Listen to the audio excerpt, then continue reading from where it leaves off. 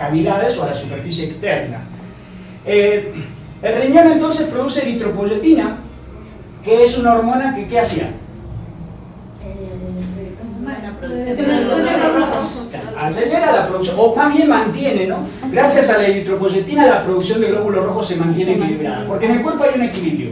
La eritropoyesis, que es la producción de glóbulos rojos, y la hemocatéresis, que es la destrucción de glóbulos rojos. Ambas están reguladas, ¿sí? O sea, en el día se destruyen millones de glóbulos rojos, pero también se fabrican millones de glóbulos rojos.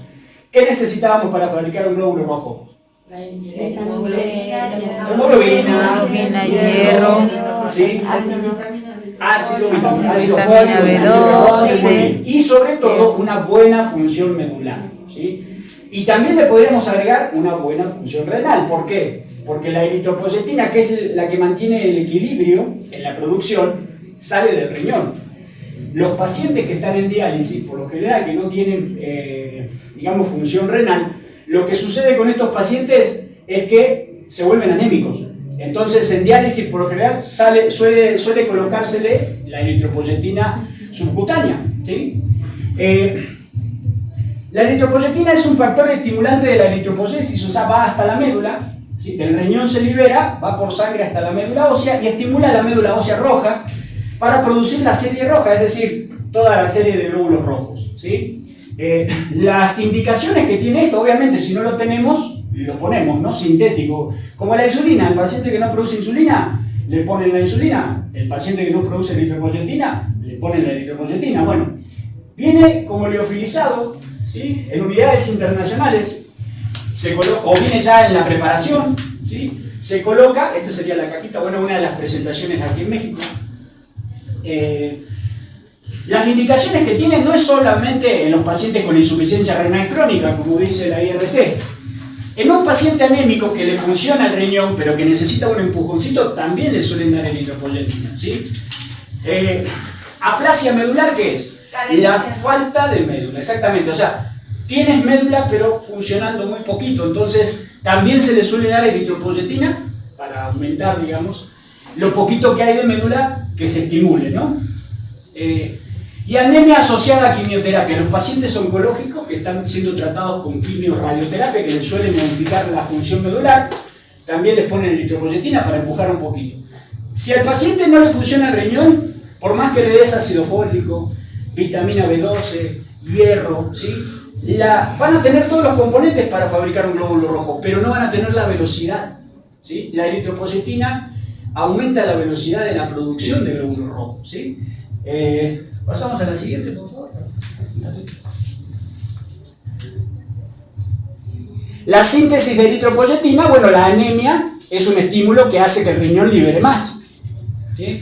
La hemólisis, la destrucción de glóbulos rojos acelerada por cualquier causa, hace que el riñón también produzca más. La hipoxia, o sea, la reducción del oxígeno en los tejidos, como el riñón, hace que el riñón mismo produzca más eritropoyetina.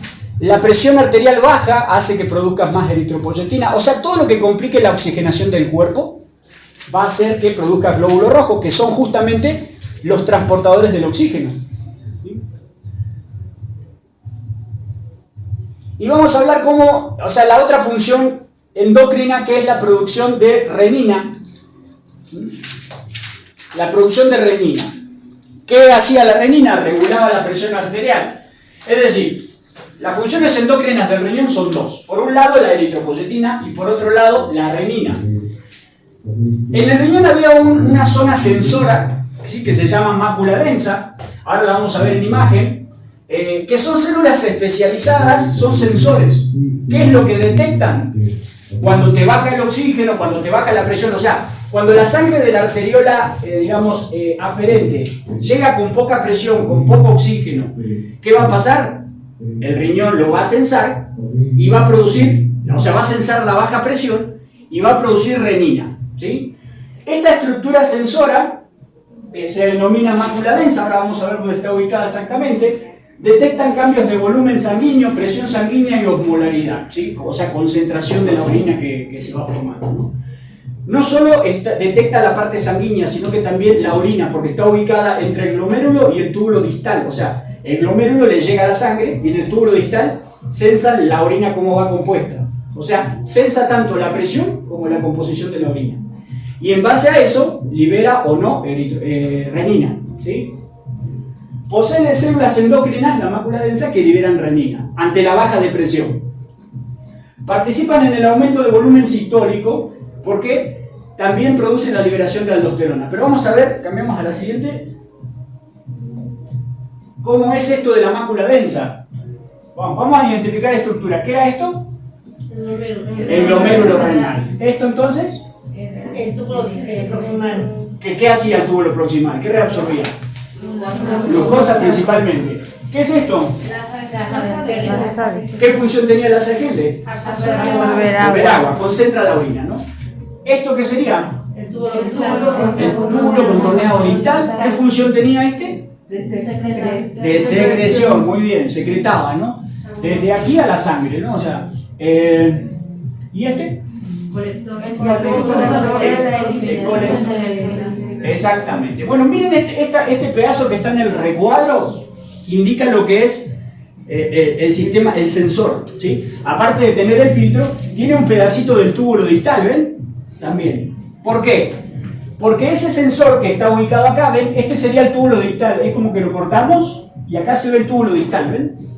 Y este sería el glomérulo. Entonces, la sangre que llega, o sea, la arteriola aferente, si llega con poca presión, poco volumen, ¿sí? Va a hacer que esto de aquí, que sensa, ¿ven que está aquí? Viene en la arteriola, estas células sensan la presión o lo que llega y liberan renina si es baja. Pero también sensan la orina que ya va saliendo. Si la orina está muy concentrada, también se va a liberar renina. Ahora les explico por qué. Pasamos a la siguiente. La siguiente, por favor. Bien, aquí. Ahora volvemos a la anterior. Primero vamos a explicar lo de la presión arterial. Es así. Al riñón le llega poca sangre o poco volumen, ¿no? O poco oxígeno. Eso es sensado por la mácula densa como que la presión está baja. Entonces, ¿qué hace? Libera renina. La renina es una sustancia que sirve para transformar el angiotensinógeno, que es una de las proteínas plasmáticas que andan dando vuelta, en angiotensina 1, en el hígado. ¿Sí? O sea, en la sangre en realidad el angiotensinógeno es del hígado. ¿Sí? Todas las proteínas se producen en el hígado, menos los anticuerpos. ¿Estamos de acuerdo? El angiotensinógeno anda dando vuelta. ¿Qué pasa? Baja la presión, se libera renina. Esa renina lo encuentra y lo transforma en angiotensina 1. Esta angiotensina 1 después va a pulmón. En el pulmón se encuentra lo que se llama enzima convertidora de angiotensina. Eso es clave para entender los priles, los enalapril, captopril y demás, ¿sí? Así que, ¿dónde está la enzima? En el pulmón, ¿sí? Enzima convertidora de angiotensina. O sea, ¿qué hace? Transforma la angiotensina 1 en angiotensina 2. La angiotensina 2 es vasoconstrictora. Por ende, aumenta la presión arterial. Pero no solo eso, sino que la angiotensina 2 también estimula la liberación de aldosterona, que era una hormona que ¿qué hacía? Hacía permeable al túbulo, digamos, colector, para que absorba más agua. Es decir, tenemos dos respuestas, ¿sí? Se forma la angiotensina 2, por un lado hace vasoconstricción, que aumenta la presión arterial, y por el otro lado absorbe más agua, que también aumenta la presión arterial. ¿Entienden? Sí. Bien. Volvamos un ratito a ver a la anterior y a la anterior. ¿A la otra? Gracias. Ahora tenemos dos cosas. Vean que la sangre llegó con poca presión y la orina salió muy concentrada. Cuando la orina que pasa por esta zona sale muy concentrada, por eso es que se libera aldosterona para diluirla, porque ahora al meter más agua, la orina que está muy concentrada sale más diluida. ¿Se entiende? O sea que te aumenta la presión arterial por vasoconstricción y también te la aumenta porque retiene más agua, pero si tienes la presión normal y la orina viene muy concentrada, como en el deshidratado a veces, que tiene la presión normal todavía, también se libera renina, ¿sí? Para hacer el túbulo colector permeable al agua y empiezas a absorber agua y eso te eleva la presión y diluyes la orina. ¿Se entiende lo que corrige la mácula densa? ¿Sí? ¿No? Sí. Bien, vamos del principio entonces. La mácula densa es una zona sensora. ¿Qué es lo que sensa? Bueno, si la sangre que viene de la aorta, la arteria renal, o sea, si te baja la presión sanguínea, lo que va a pasar es que al glomérulo le va a llegar menos sangre, menos presión. ¿Sí? Entonces, lo que va a pasar es que esta parte, esa partecita que vemos acá es esto, ¿no? Estas celulitas que están acá, que se llama mácula densa, lo que van a hacer es sensar que te llega poca sangre. Por ende, estas son las que liberan renina. La renina va a ser vasoconstricción, eso aumentaba la presión arterial. ¿De acuerdo? Otra cosa, en el paciente deshidratado, la orina llega muy concentrada aquí, ¿no? También, vean, la mácula densa también sensa que la orina está muy concentrada y también libera renina. ¿Por qué? Porque esto hace que se libere también aldosterona, que aumenta la absorción de agua al cuerpo y diluye la orina. ¿Se entiende? ¿Ven? Sí. La siguiente, por favor.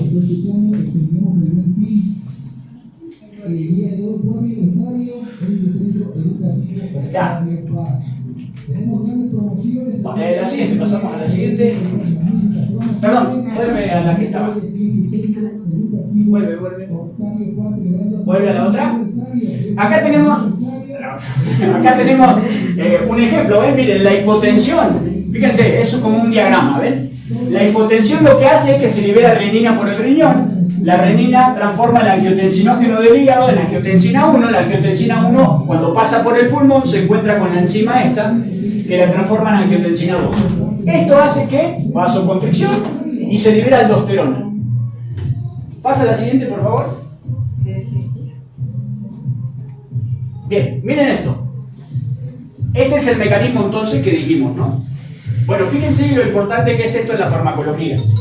Es decir, enalapril, captopril, lisinopril, todos esos fármacos son vasodilatadores. Ya lo vamos a ver bien en fármaco. ¿Por qué son vasodilatadores? Porque te inhiben la enzima convertidora de angiotensina. Por lo tanto, no se forma el vasoconstrictor. Las arterias quedan dilatadas. ¿Sí? O sea, lo que hace con esos fármacos es bloquear esto. Entonces, nunca se te forma el vasoconstrictor. Por ende, hay vasodilatación, la presión cae. ¿Se entiende? Ni tampoco aldosterona. Ni tampoco aldosterona. Ahora, porque claro, la angiotensina 2 da vasoconstricción y liberación de aldosterona. Ahora, otra cosa. Esos son los priles, ¿sí? Enalapril, lisinopril y todo eso. Los artanes, como por ejemplo los sartán, el valsartán y demás, funcionan directamente en el vaso sanguíneo, es decir, la angiotensina 2 va al vaso sanguíneo y lo contrae. Los artanes se interponen, o sea, sí se forma angiotensina 2, pero no logra unirse al vaso sanguíneo. ¿Ven que todo actúa en esto? O sea, evitan que este sistema suceda y dejan al vaso dilatado, por lo tanto, la presión tiende a ser menos. Por eso son antihipertensivos. ¿Sí? Pasamos a la siguiente.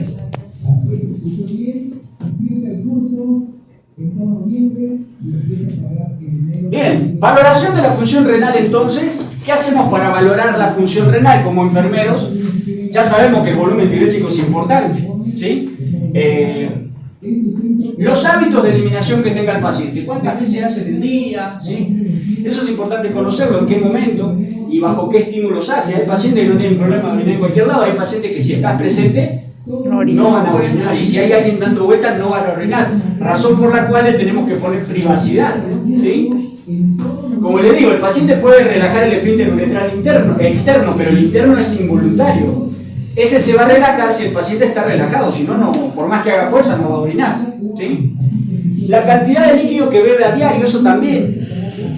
Dijimos que en el uroanálisis, en el análisis de orina, al paciente no se le debe permitir tomar mucha agua porque diluye todas las concentraciones de cosas que después van a estudiar, ¿sí? Obviamente esto también es proporcional. Si toma mucha agua, orina más. Y si toma poca agua, va a orinar menos, ¿no? El grado de actividad física también, ¿por qué? ¿Por qué el grado de actividad física? ¿Qué hace el cuerpo? Cuando hace actividad física, ¿qué consume? Suda, agua. Entonces, el paciente está orinando poco concentrado, no es una enfermedad. Si el paciente viene de correr o de hacer ejercicio, es normal. A estos pacientes, ¿qué le vamos a decir que hagan? Que tomen mucha agua. Los desechos hay que eliminarlos, recuerden, ¿sí? la frecuencia y el volumen diarios estimados, ¿no? No siempre vamos a poder medir con una sonda, hay veces que el paciente usa pañal, entonces sí tenemos que tener el peso del pañal seco, ¿sí? Y cuando el paciente orine, el pañal lo pesamos y ahí restamos y ahí tenemos el volumen de orina. ¿Sí? Eso tiene que ser en una báscula, ¿no? En una báscula, sí. En una báscula, sobre todo en neo, en pediatría, eso se hace, ¿no? Digamos, de la forma, porque no controlan esfínteres, entonces se hace. Alteraciones de la micción. ¿Qué era la micción? La acción de vaciar la vejiga, que eran tres cosas las que pasaban, ¿no? Se estiraba la vejiga, estimulaba los receptores de estiramiento, te daba el deseo de orinar. ¿Qué capacidad tenías que tener? 250 mililitros. A los 250 ya se estira la pared de la vejiga, hay receptores de estiramiento que captan el estímulo, lo envían a la corteza, ¿sí? A través de la médula, y te da el deseo de orinar. La capacidad de la vejiga es más grande, pero tú controlas eso, ¿no? Hasta cierto punto. Si la vejiga se sigue estirando, después de lo de estiramiento viene lo del dolor. Entonces, como que mucho no vas a poder, ¿no? ¿Qué pasa? El sistema nervioso recibe la respuesta, la interpreta y tú mandas la respuesta efectora. Hacía tres cosas, ¿se acuerdan cuáles eran? Mandaba señales a la vejiga y a los dos esfínteres. ¿Qué hacía con la vejiga? La contraía. ¿Qué hacía con el esfínter uretral interno? Lo relaja, y el externo lo relajo yo porque es voluntario, ¿sí? Esas tres acciones más la presión que hago con los músculos abdominales me permiten miccionar. ¿Qué diferencia había entre micción y diuresis? La diuresis es la formación de orina. Sí. La micción es la eliminación de... La diuresis es la formación, la producción de orina, y la micción es la acción de evacuar la vejiga, ¿no? Otra de las cosas que tengo que valorar aquí, por eso las alteraciones de la micción, si puede, si no puede, si se le forma un globo vesical o no, ¿sí? Signos de retención o incontinencia, obviamente eso también, ¿no? Valorarlo. Medicación diurética, un paciente que está tomando diuréticos por lo general va a orinar más. Entonces, a ver, si está tomando diuréticos, le tengo que dar agua también, ¿no? Porque se puede deshidratar, sobre todo en los adultos mayores, ¿sí? Conocer el estado mental del paciente también, obviamente, eso es si está deprimido, si está dormido, y si orina encima, a lo mejor es porque está deprimido el paciente, no es porque sea incontinente, o sea, está todo el sensorio, toda la respuesta esta que les expliqué, está como que deprimida, ¿no? Conocer el estado mental del paciente, bueno, eso yo recién lo dije, con enfermedades de base como la hipertensión y la diabetes. ¿Qué hace la hipertensión con el riñón?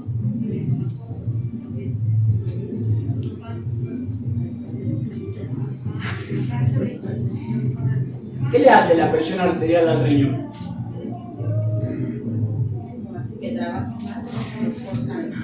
Lo hace trabajar más y aparte hace que las proteínas pasen a la fuerza, ¿no? Si yo encuentro proteínas en orina, es un daño de lesión renal, ¿sí? Porque las proteínas son muy grandes para filtrarse. Entonces, claro, no debería existir mucha cantidad de proteína en orina. En los pacientes hipertensos se va a hacer un control o un seguimiento de las proteínas. ¿Por qué? Porque en algún momento van a empezar a aparecer si el paciente no se controla la hipertensión. Eso me está indicando que hay un daño renal. Lo mismo que en el diabético. En el diabético, ¿qué va a aparecer en la orina? En el diabético descompensado aparece glucosa, ¿sí? Entonces también es un parámetro que debo controlar. La siguiente, por favor. Caso clínico. ¿Lo habíamos visto, verdad? No.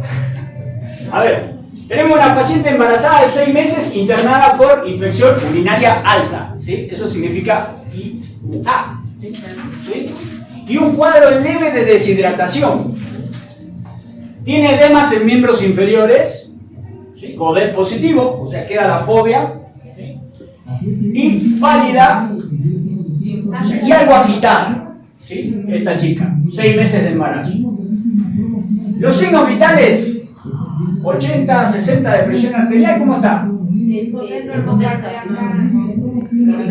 Hipotensa. Hipotensión sistólica, no tanto diastólica, sistólica. Normocardia, normofícnica, el pulso está normal. Leve taquipnea, 24 por minuto. Con buen patrón y mecánica, saturando a 95, o sea, eso nos indica que respiratoriamente está como que bien, ¿sí? No viene por ahí el problema. Oxígeno suplementario, dice, eso ya es otra cosa. Si tiene oxígeno suplementario es porque está compensada, pero por el oxígeno. Aquí me comí la C. 37,8 grados centígrados. ¿Sí? Tiene esta ecuación. La febrícula. ¿Sí? ¿Qué pasaba en la febrícula? Se deshidrata. Ya empieza a consumir agua, a perder calorías, pero el hipotálamo no reacciona hasta los 38. O sea, los mecanismos compensatorios se disparan recién a los 38 grados. Entonces, esta chica está perdiendo agua y calorías y no está compensando. O sea, por lo tanto, es importantísimo que yo le controle la temperatura y la empiece a compensar yo. ¿Sí? No dejarla que llegue a 38. Durante el turno tuvo deposiciones en escasa cantidad, de manera dificultosa y secas las deposiciones, ¿no? Sería una escala de Bristol de 2, de 1, ¿sí? Diuresis positiva, escasa, de aspecto amarillo, ¿sí? Oscuro y turbio. Ya tiene todo Todo lo de la infección. Con polaquiuria. ¿Qué era la polaquiuria? Frecuentemente, pero en poca cantidad. Exacto. O sea, la polaquiuria es cuando vamos al baño a cada rato y orinamos bien poquitito. ¿Por qué sucede eso? Ya dijimos que la vejiga tenía receptores de estiramiento y que a los 250 mililitros ya me daba el deseo de orinar. Lo que pasa en las infecciones es que la vejiga ya está inflamada, ya está estirada de antes. Entonces, 50 mililitros ya me dan ganas de orinar, por eso uno siente la sensación más rápido. Y en la embarazada más, porque la embarazada el peso del útero está comprimiendo la vejiga, también la está estirando. Entonces, pequeñas cantidades hacen que vaya más frecuentemente. ¿Sí? Se indica acceso venoso periférico fisiológico más antibiótico-terapia. ¿Sí? Cosa de tener cuidado porque no todos los antibióticos se le pueden dar a una embarazada. Hacia el final del turno, la diuresis aumenta, pero cambia a un color más oscuro. ¿Sí? Se le indica dieta líquida e hipoproteica. Pasamos a la siguiente, por favor.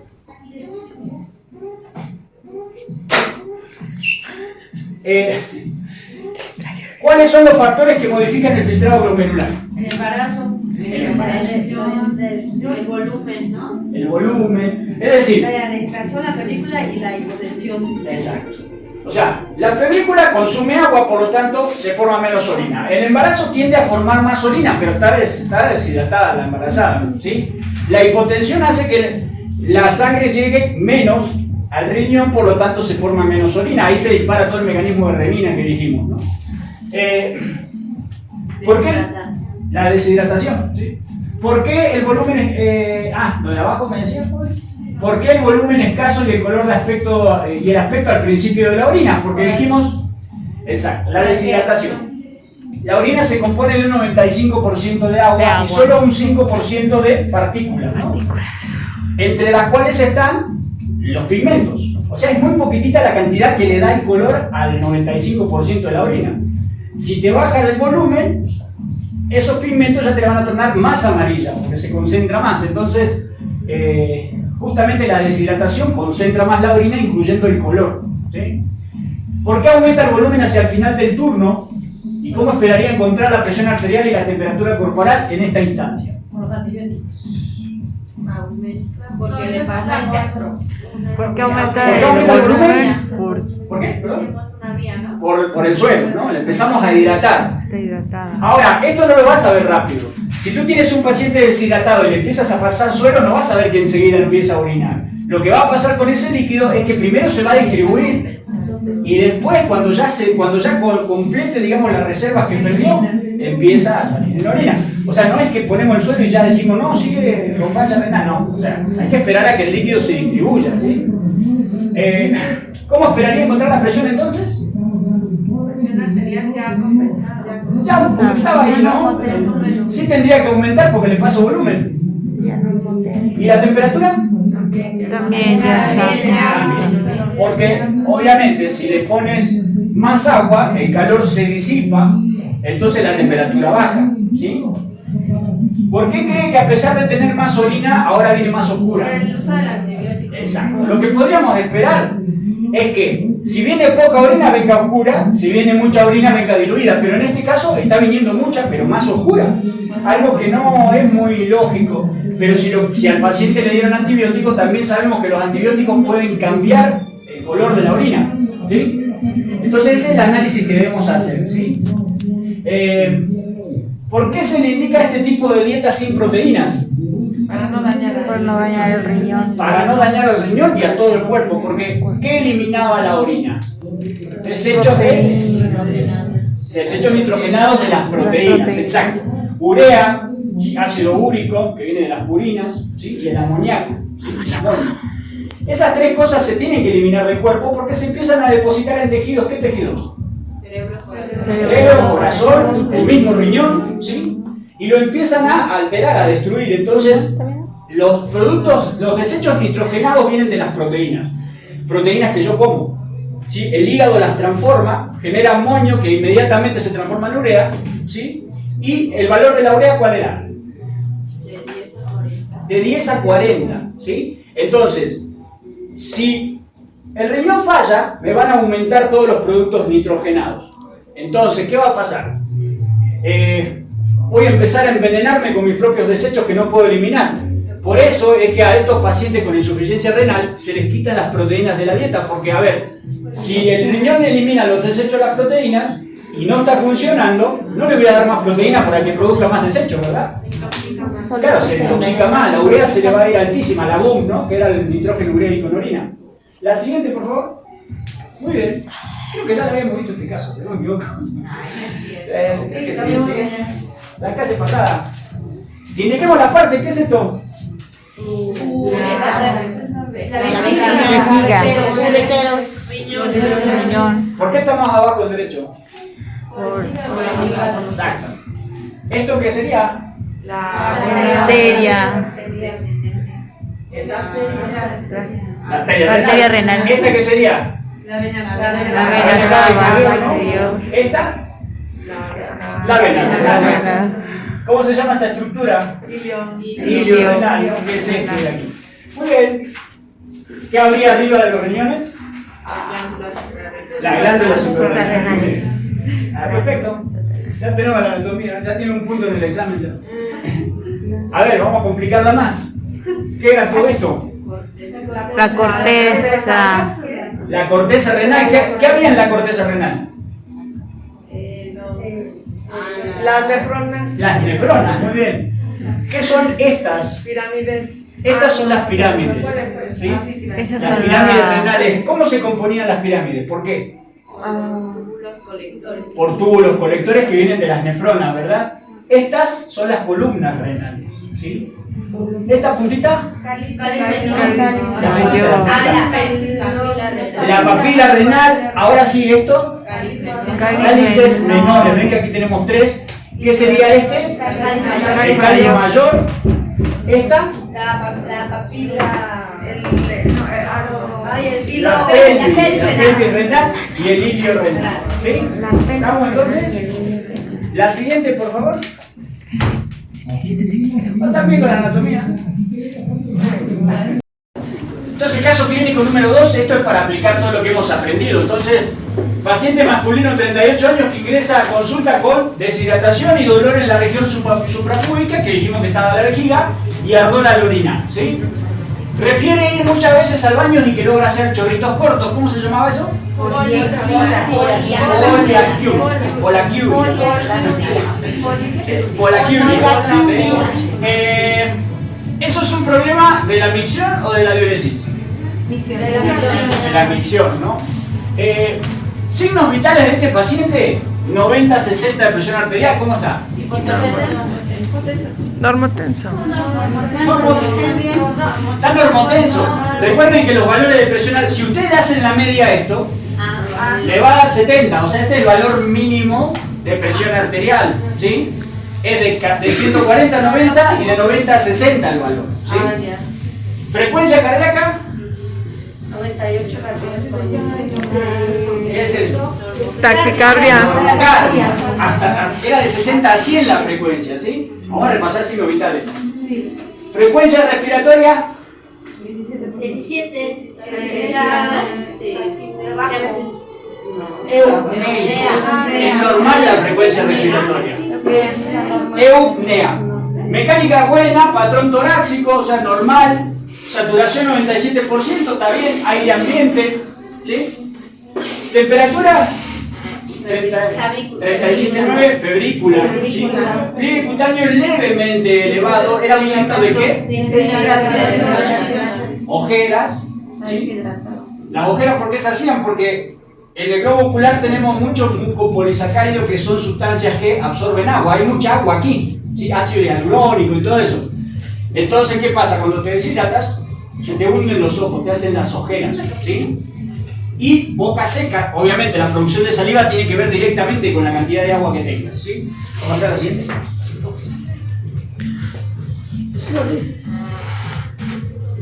Miren los análisis de sangre. Hemograma. Hematocrito 43%, normal. Volumen corpuscular medio 90, era de 80 a 100, normal. ¿Sí? Glóbulos rojos 4,7 millones, normal. Hemoglobina 15 gramos por decilitro, normal. ¿Sí? O sea, el hemograma está normal. Vamos a ver los leucocitos. Glóbulos blancos 28.000. Está alto, ¿verdad? ¿Cuál es el valor normal? De 4.000 a 11.000 aproximadamente. Entonces tiene una infección o una inflamación. Recuerden que no. Ahora tenemos que ver qué era, ¿no? La fórmula leucocitaria, neutrofilia 80%. Está elevado. ¿Y qué microorganismo es? Bacteria. Recuerden que los neutrófilos aumentaban en las bacterias por lo general. Velocidad de sedimentación globular de 30, era de 0 a 20 el valor. Está elevada, obviamente el proceso está activo. ¿Sí? Y proteína C reactiva positiva, está activo el proceso. ¿Sí? Proteínas de fase aguda. Análisis de orina. Biocitos era de 0 a 2, fíjense, 15 por cada. Tiene pus en orina. Mucus abundante. ¿Era normal o no? No. O sea, ya estamos ante un caso de infección, con eso nomás. Células epiteliales abundantes. ¿De qué parte de la vía urinaria es? Baja. ¿Sí? Le hicieron un orocultivo, que era el que se tomaba con el chorro medio. Recuerden que el paciente tiene que empezar a misionar, no tiene que cortar el chorro, tiene que recoger el del medio y sacar el frasco. No debe cortar el chorro, ¿por qué? Porque la orina vuelve, entra bacterias y las saca de nuevo. ¿Sí?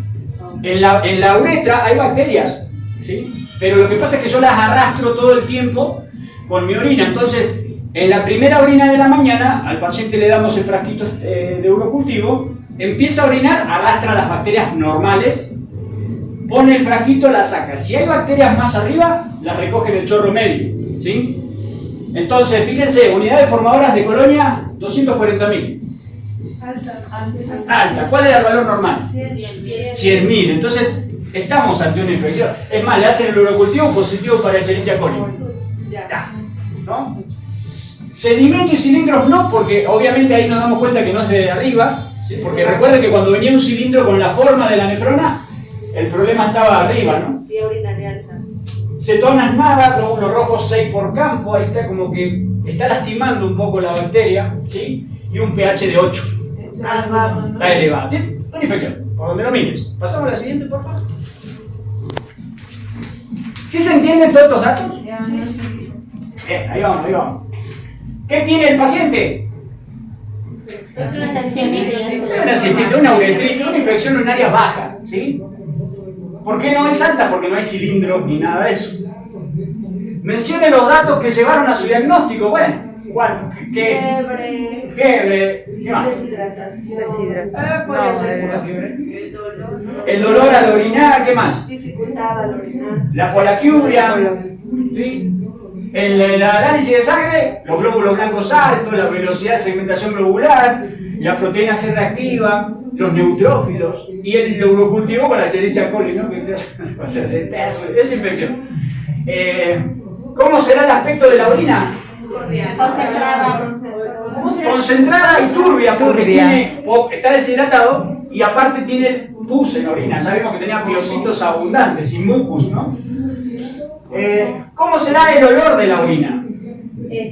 muy concentrado. Amoníaco. Hay un olor a amoníaco más Amoníaco concentrado, ¿no? Eso parte por los nitritos, en parte por la misma producción, digamos, de amoníaco local, no del hígado, sino de la infección bacteriana. Que se debe a la infección, ¿no? A la infección. Menciona la sustancia que ocasiona el olor en la orina. ¿Proteína? El amoníaco. El amoníaco. amoníaco. Muy bien. ¿Por qué dudo? Pensé que no se le iban a acordar. Amoníaco, muy bien. ¿Qué acciones tendría con este paciente a fin de aliviarlo? Antibiótico. Antibiótico, obviamente le van a dar antibioticoterapia, ¿sí? La Lo cantidad. hidratamos, ¿eh? ¿La cantidad? Controlamos la cantidad de orina. ¿El olor? Pero es por lo mismo de la infección. Todo va a ir bajando. O sea, ya a medida que tiene vaya antibiótico. solucionando el problema. Ah, ok. Y agua. Sí, antibiótico y agua por lo general, ¿sí? A ver, ¿por qué le decimos que tiene que tomar mucha agua y orinar mucho aunque le arda el Para paciente? eliminar las bacterias. Para matar las bacterias. En las infecciones urinarias arde al orinar.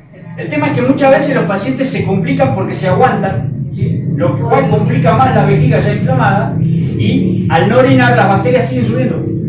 Entonces hay que decirle al paciente que tome mucha agua y que orine, ¿sí? Se le puede llegar a agregar algún analgésico también, pero aquí lo que hay que hacer es orinar, ¿sí? Y que el antibiótico haga efecto.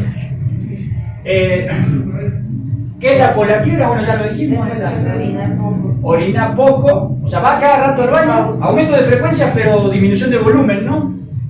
Explique el mecanismo de ello, bueno, también lo explicamos, la vejiga hasta los 250 centilitros te dan las ganas de orinar, pero cuando está inflamada ya está estirada, entonces 50 mililitros ya te dan ganas de orinar, ¿sí? ¿Por qué el ardor al orinar? Por infección. Por Inflamación, infección, de hecho aparecieron muchas células en orina, ¿no? Es como que se está descamando el uroterio, la mucosa de la uretra y eso arde y duele, ¿no?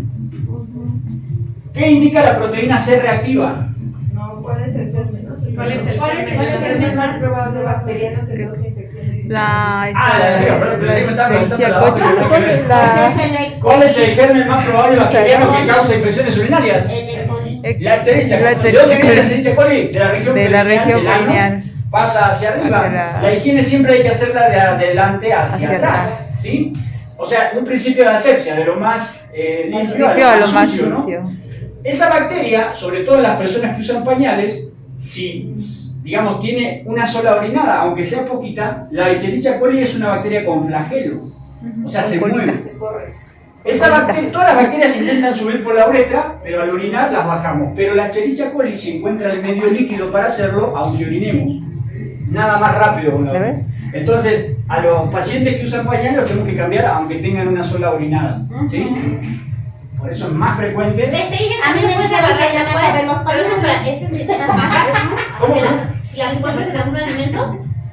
Ah, bueno, suele pasar que Por las en manos. las casas de comida y demás no se lavan bien las manos, ¿sí? Y te mandan una cepa de Escherichia coli. A ver, ¿la Escherichia coli dónde vive normalmente? En el agua. En el No, recto, en el recto. En el colon, en el intestino grueso, pero es flora normal, ¿sí? De ahí. Tiene varias funciones como sintetizar vitamina K, bueno, varias funciones. El tema es que mi Escherichia coli no es igual a la Escherichia coli de ustedes, ¿sí?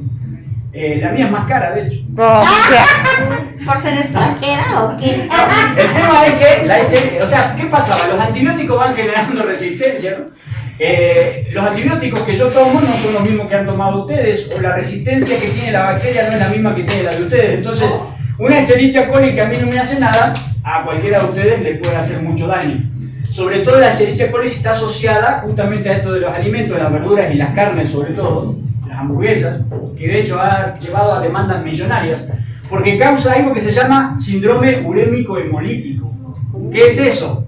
Miren la palabra, síndrome, conjunto de signos y síntomas. Urémico, mucha urea, ¿sí? Hemolítico, todos los glóbulos rojos se te degradan.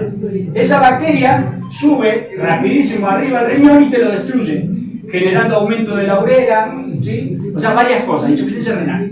Te puede dejar sin riñones esa bacteria. ¿Por qué las hamburguesas? por las manos igual, ¿no? Por la preparación en la mano. con las manos, pero cualquier alimento básicamente puede ser, ¿sí? Se ha asociado mucho porque lo que pasa es que aparece, se cultiva más en la carne la bacteria esa, ¿no?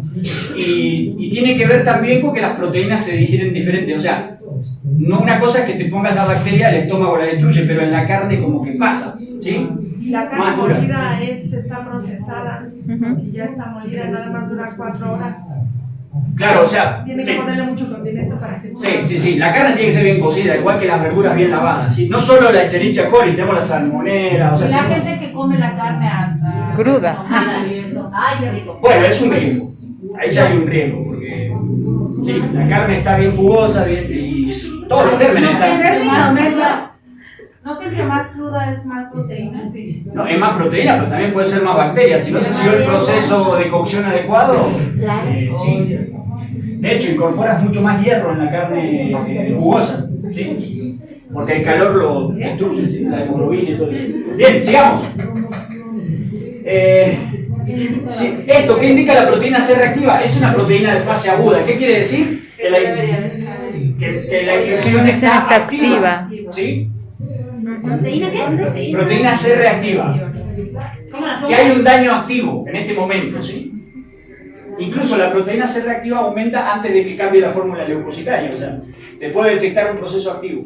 Y también sirve para hacer seguimiento a los pacientes COVID. ¿Qué pasaba? Estaban en la fase de enfermedad y todos los días te sacan sangre para hacerte proteínas de fase aguda. ¿Para qué? En el momento que las proteínas de fase aguda bajaron, la enfermedad ya empezó a bajar. Mientras la proteína C reactiva esté alta, la enfermedad todavía está activa. O sea, todavía no le podemos hacer por percusión ni nada de eso. ¿Sí? Es un indicador. Si el paciente hubiese sido una mujer, ¿el riesgo de infección sería mayor o menor? Mayor. O sea, menor o igual, digo. ¿Mayor? No le puso, me puso menor, pero es mayor. Es la pregunta con trampa. Si era, no, en realidad me olvidé. Es mayor. Sí, es mayor porque obviamente, porque la proximidad que hay Es pequeña. entre la región perineal o anal y la uretra es Son pequeña. muy pequeñas. ¿Sí? Es más leve, de hecho, o sea, más próxima, la bacteria se le hace más fácil pasar. En 5 horas su volumen diurético fue de 180. 180 mililitros. En 5 horas. ¿Se acuerdan cómo hacemos la cuenta? ¿Qué hacíamos? 180 por 180 dividido entre 5. 5 y el resultado entre 24. Y al resultado lo multiplicamos por 24 horas. Eso me da la producción de 24 horas que llevaría la paciente.